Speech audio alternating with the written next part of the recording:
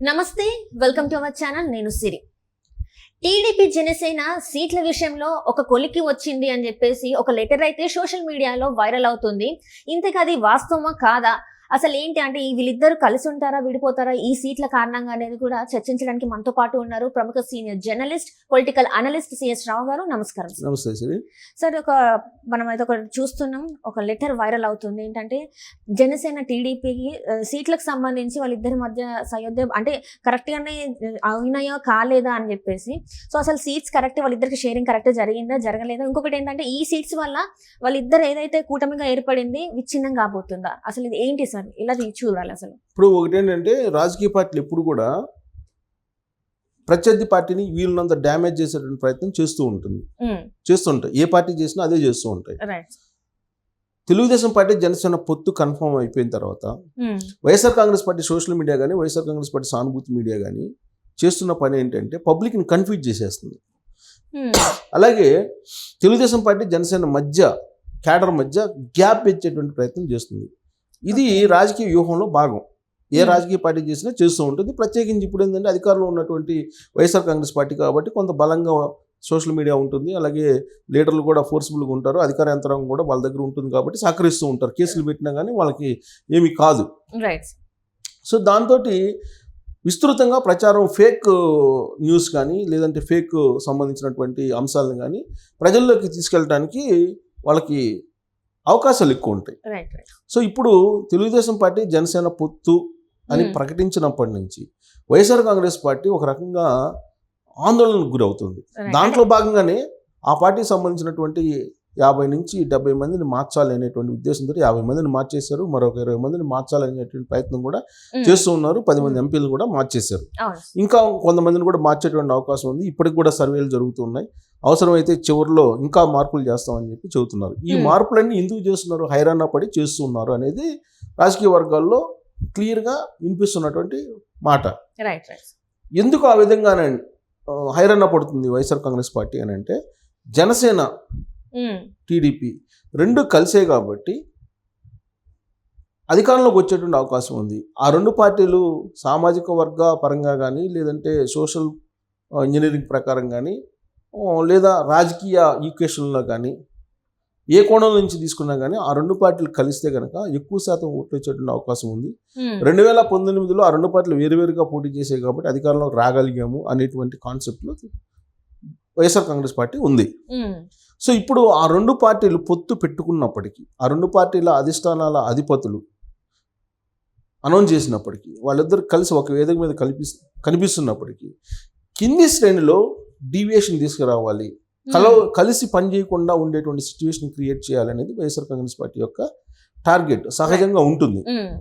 So దాంట్లో భాగంగా ఈ మధ్యకాలంలో వచ్చినటువంటి ఫేక్ లెటర్స్ అనేకం ఉన్నాయి. చంద్రబాబు నాయుడు జైల్లోకి వెళ్ళినప్పుడు ఒక ఫేక్ లెటర్ వచ్చింది, దాని మీద కేసులు పెట్టారు.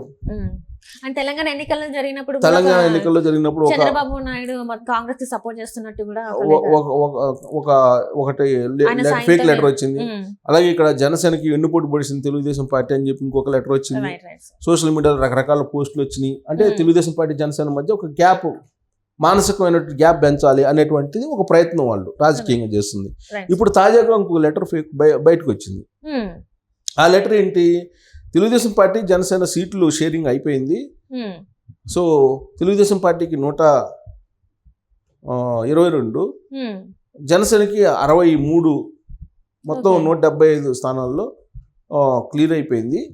112 తెలుగుదేశం పార్టీకి, 63 జనసేనకి క్లియర్ అయిపోయింది అని చెప్పి వాళ్ళు ఒక ఫేక్ లెటర్ని వదిలారు. తెలుగుదేశం పార్టీ లెటర్ హెడ్ ఉన్నట్టు, లెటర్ హెడ్ మీద తెలుగుదేశం పార్టీ ఒక లెటర్ని విడుదల చేసింది. మా రెండు పార్టీల మధ్య సీట్ల షేరింగ్ అయిపోయింది, మేము 112 స్థానాల్లో 63 స్థానాల్లో జనసేన పోటీ చేస్తుందని చెప్పి వాళ్ళు ఒక లెటర్ని విడుదల చేశారు. సరే, ఆ లెటర్లు చూసినటువంటి వాళ్ళందరూ కూడా ఆశ్చర్యపోయారు.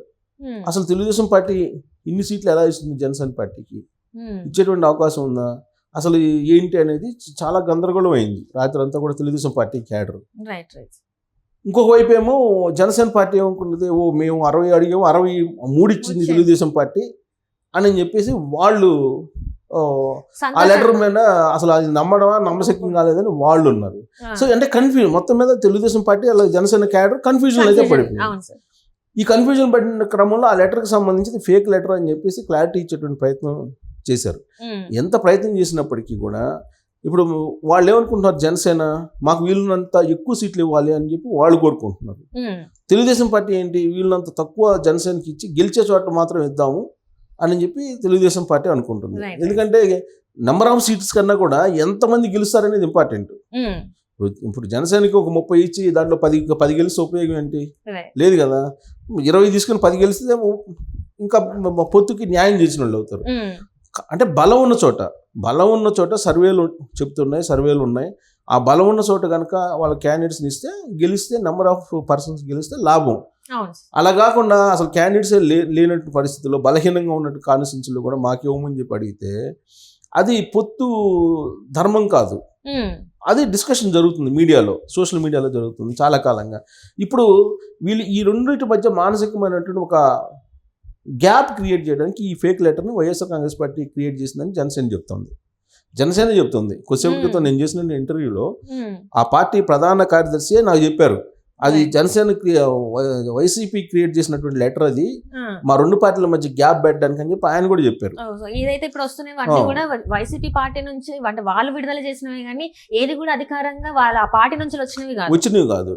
సో ఇప్పుడు వాళ్ళకేమో 20-25 లోపలే ఉంటాయి జనరల్ గా జనసేనకి, మిగతా అన్ని తెలుగుదేశం పార్టీ పోటీ చేస్తుంది. సో ఆ విషయం తెలుగుదేశం పార్టీ అధినేత చంద్రబాబు నాయుడు తెలుసు, జనసేన అని పవన్ కళ్యాణ్కి తెలుసు. వాళ్ళిద్దరి మధ్య ఒక అండర్స్టాండింగ్ ఉంది.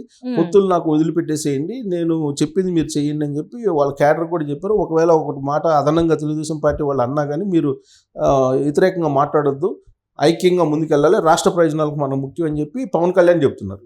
ఇంకొక వైపు ఏదో రకంగా గ్యాప్ పెట్టాలనేది వైఎస్ఆర్ కాంగ్రెస్ పార్టీ యొక్క ఆలోచన, ముఖ్య ఉద్దేశం, మైండ్ గేమ్. అందుకే చంద్రబాబు నాయుడిని ముఖ్యమంత్రిని చేయడానికి నువ్వు పార్టీ పెట్టావా, నువ్వు అలయన్స్ ఎందుకు ప్రకటించావు, నీకు సీట్ల షేరింగ్ నీకు చాలా తక్కువ ఇస్తారు, 10-15 ఇస్తారు, లేదంటే నీకు పవర్ షేరింగ్ ఉండదు, అసలు నువ్వు ముఖ్యమంత్రి కావడానికి పార్టీ పెట్టుకున్నావు కదా, నువ్వు చంద్రబాబు నాయుడు ముఖ్యమంత్రి చేయడానికి ఎందుకు, ఇలాంటివన్నీ కూడా చాలా మంది వైఎస్ఆర్ కాంగ్రెస్ పార్టీ ప్రొవోక్ చేసేటువంటి ప్రయత్నం చాలా సందర్భాల్లో చేశారు.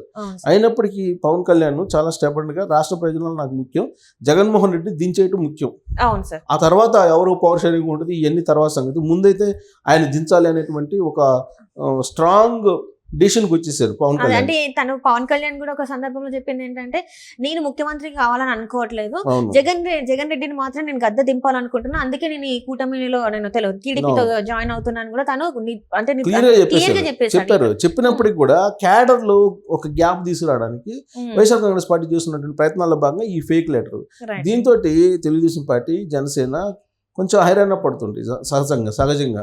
ఏంటి ఇలాంటి లెటర్లు ఏంటి అనేది సహజంగా చాలా మంది చూసిన లేదు, ఇది నిజమేనేమో అనుకుంటారు. సో దాంతో కొంత గ్యాప్ క్రియేట్ చేసేటువంటి ప్రయత్నాలు అయితే వైఎస్ఆర్ కాంగ్రెస్ పార్టీ చేస్తుంది, కానీ అవి ఫలించేటువంటి అవకాశం లేదు. ఒక స్ట్రాంగ్ నిర్ణయం పవన్ కళ్యాణ్ తీసుకున్నారు కాబట్టి అవి ఫలించేటువంటి అవకాశం లేదు. మొత్తం మీద ఇప్పుడు ఈ షీట్ల షేరింగ్ సంబంధించినటువంటి లెటర్ ఏదైతే వైరల్ అయ్యిందో సోషల్ మీడియాలో, అది పక్కాగా 100% ఫేక్ లెటర్ అది క్రియేట్ చేసింది. అది కూడా వైఎస్ఆర్ కాంగ్రెస్ పార్టీ క్రియేట్ చేసిన లెటర్ అని చెప్పి జనసేన చెప్తుంది. దీని మీద కేసు పెట్టడానికి కూడా రెడీ అయ్యారు. సరే కేసు పెట్టచ్చు, గతంలో కూడా కేసు పెట్టారు.